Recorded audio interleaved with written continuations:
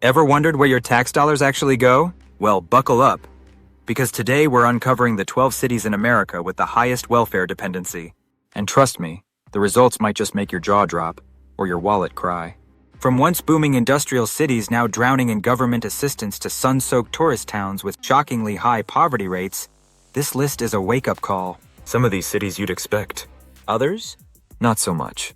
Stay tuned, you'll want to hear this. Hey folks, welcome back to the channel that digs up the real stories behind America's cities, where we don't sugarcoat and we don't hold back. If you're into honest breakdowns, brutal facts, and fascinating insights about the places you live or might never want to visit, go ahead and hit that subscribe button and give this video a like. Let's dive in. Before we dive into the list, let's get something straight. Welfare programs are meant to be a safety net, not a lifestyle. But in some parts of the U.S., welfare has become the main source of income for a huge chunk of the population. And while yes, economic downturns, job outsourcing, and rising costs of living play a role, there's also a web of mismanagement, poor education systems, and in some cases, blatant government failure. We're talking about cities where over 30%, sometimes nearly half of the population, rely on some form of public assistance, whether that's SNAP, housing vouchers, Medicaid, or welfare checks. And this isn't just about poverty, it's about a cycle that's getting harder and harder to break. So, let's take a ride through these 12 cities. Some you might have guessed, and a few that may just surprise you. Top 12 cities with highest welfare dependency. Buffalo, New York. Once a titan of industry, Buffalo has struggled with population decline and job loss since the 70s. Over 30% of residents receive food stamps, and poverty is entrenched in many neighborhoods. Cold winters, economic stagnation, and a slow rebound make this one tough town to escape the welfare cycle. 11. Stockton, California. The first major U.S. city to declare bankruptcy in 2012. Stockton's recovery has been slow, and welfare dependency remains high, especially with rising housing costs across California, pushing more families toward public aid just to survive. 10. Flint. Michigan. Flint's been in crisis mode for years. The water scandal brought it national attention, but its economic woes go far beyond that. Over 40% of Flint's population lives below the poverty line, and public assistance is a lifeline for many. 9. Newark, New Jersey. Despite being close to New York City, Newark struggles with high unemployment, crime, and poverty.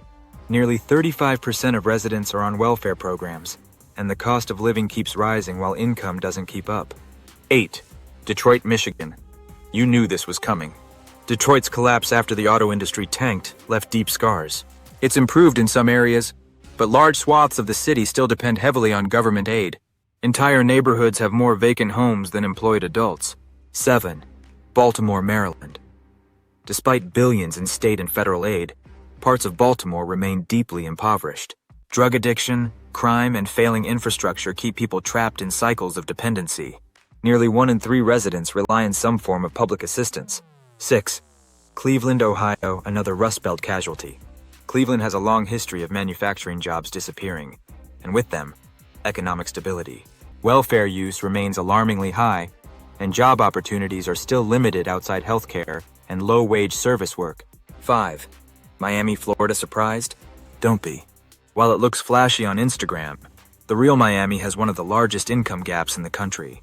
Behind the luxury condos are entire communities scraping by, especially immigrant and elderly populations relying heavily on food stamps and Medicaid.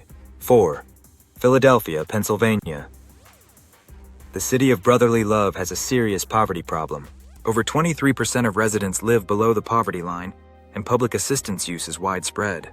Add in crime and underfunded schools, and you've got a perfect storm for welfare dependency.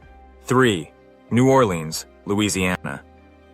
Post-Katrina, the city never fully recovered, especially for low-income neighborhoods.